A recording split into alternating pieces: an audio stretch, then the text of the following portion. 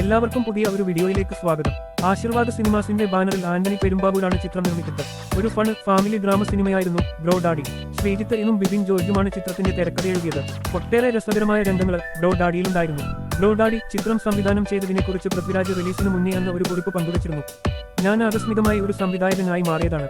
സ്വന്തം രീതിയിൽ സിനിമ ചെയ്യണമെന്ന് ആഗ്രഹമുണ്ടായിരുന്നെങ്കിലും ലൂസിഫർ ഞാൻ സംവിധാനം ചെയ്യണമെന്ന മുകളിൽ ഗോപി ചിന്തിച്ചതുകൊണ്ടാണ് സംഭവിച്ചത്. എന്നെ വിശ്വസിച്ചു. ബ്രോ ഡാഡി സിനിമയുടെ തിരക്കഥാകൃത്തുക്കളായ ബിബിനും ശ്രീജിത്തും വിവേക് രാമദേവൻ വഴിയാണ് എന്നിലേക്ക് എത്തുന്നത്. എന്തുകൊണ്ടാണ് അവരെ സിനിമയ്ക്ക് ഞാൻ യോജിച്ചതാണെന്ന് ആലോചിച്ചതെന്ന് ഇപ്പോഴും എനിക്കറിയില്ല. പക്ഷേ അവരെ അങ്ങനെ ആലോചിച്ചതിൽ ഞാൻ സന്തോഷവാനാണ്.